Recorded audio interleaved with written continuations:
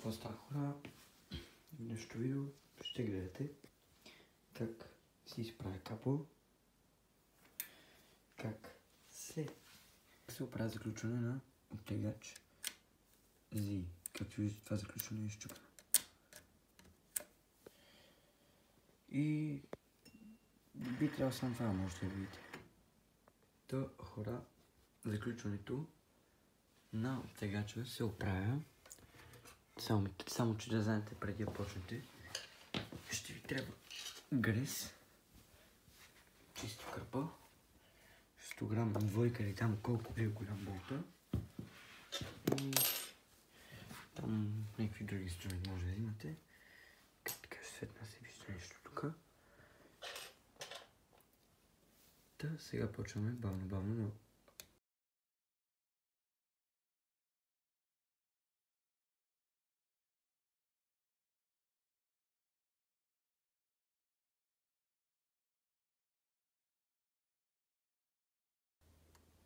Те хора ви съветвам просто сега да ви включвам тегача. The fuck?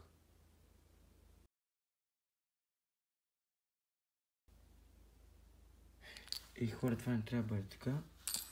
Нещо се е счупило тук. Което е много лошо. Та, вайте ролката. И вайте и тази част, която явно се е счупила при мене. И тук тези степени стойте.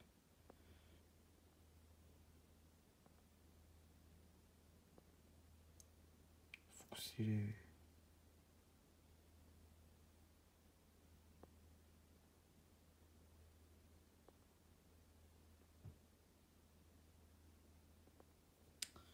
Което е много лошо.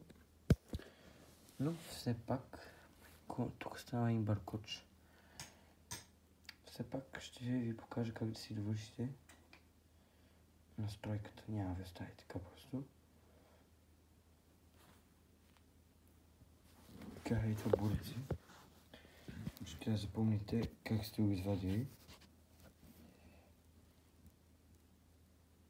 И това бурици, аз така му викам.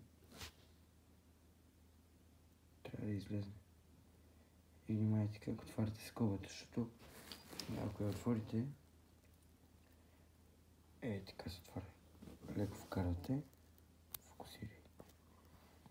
Леко вкарвате и напъвате и то ще изпадне. Фащате леко грес и го гресирате само тук отстрани по сивата част отвътре. Не говоря за дънка, а отвътре. Тук отгоре не трябва да има нищо и тук отдолу, нито пък вътре. След това, тая част, която при мен се е счупила, трябва да фанете по някакъв начин. Да я набухте, аз само да покажа как се набухва, защото при мен е счупена. Хорете как да изглежда. Сега трябва да намеря поръчам ново заключване, което заключване ще ми коства хора гасна за батерия. Сега съм се зарядно. При мен е заключването мря, което мама въобще не очаква, че стане. By the way, съм с нови гуми, които много яко държат. Дайте правя хеликоптер. Ще се погрижа това да не го чувате толкова силно, колкото аз го чувам. Просто ще се погрижа. Сега ще ви покажа как се изправя капъл с инструмент. Специално да изправя капъл. Инструментът в случая при мен е 15 канипълта. И сега набързо ще покажа просто как се изправя.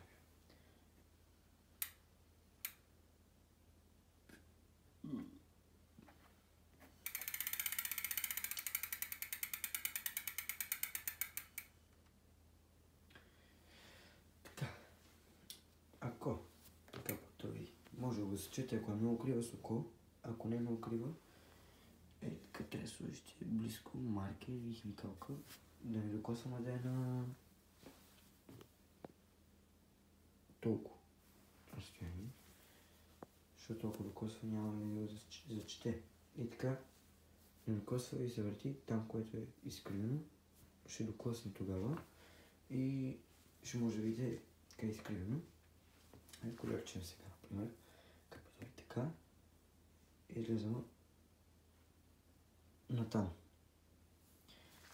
Проследявате спиците, тя отишла от тук натам. Проследявате спиците от тая част тук, която е излезнала.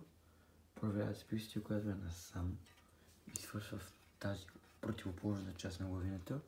Я натягате или ако са много натигнати, отхлабвате другите. И сега ще натегна малко всяка една, която е насам. Защото, дами и господа, при мен капата ми трябва да излезе малко към дясната страна на триъгълника.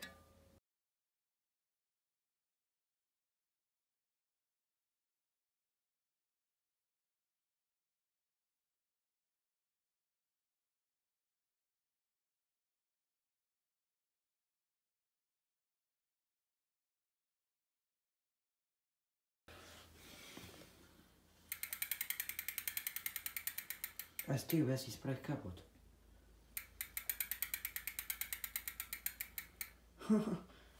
Защото вижте хора, тук местото ми, сега ще вижте колко е, само. Тук местото ми хора е,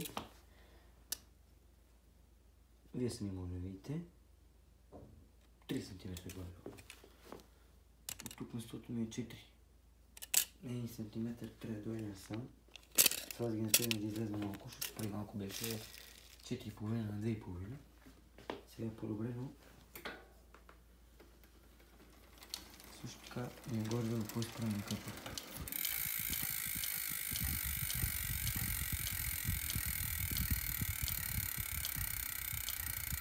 В някои случаи също така хора, може да ви е гумата, заради това най-добре е с свалена гума да се прави това. И най-добре е също така, ако го правите с гума, да не сте като мене, да не оставите да се изкара, а да помпате до доста голяма компресия. Поне 4, не. Те гумите държат по принцип до 4 атмосфери, ама вие напомпайте го до 3,5 и ако още е здрава гумата и не е гранала, а ви се струва, че твърда, оставете малко и си поиграйте къде малко наляво, надясно. И тя трябва да изпука, да не се плашете, че нещо ще гърне там. Няма да гърне, просто ще изпука. Това съвет го получих от Нико Байкъра, Нико Николаев. Може би ще го тагна, ако ме мързи. И може би скоро хора ще видите клипче как сменяме лагери и как довършваме някои забележки по колелото, след като те са много забележките. Буквално са много. И нямам време да ни оправям. Както казах, на училище съм от 1,5 там 50 до 7,5 в повечето случаи. Просто няма как. Но пък съботите и неделите са нови дни, които може да караме. Всека събота и неделя прави нещо ново. Всяка събота и неделя би трябвало ходим или на Враца, или на София. Ако ме не пуснат на София, ако не ме пуснат на Враца. Или пак ще ме забъти, ще е без мен. Та хора, това беше днешния клип. Лайк, сабскрайб, за да има повече такива видеа като това. И ако нещо искате да помага да оправя на колелото, ми пишете в коментарите или в Инстаграм, или като има на живо, ще ви го вправя самия аз, вместо ви помагам. Това е. Ай, чао!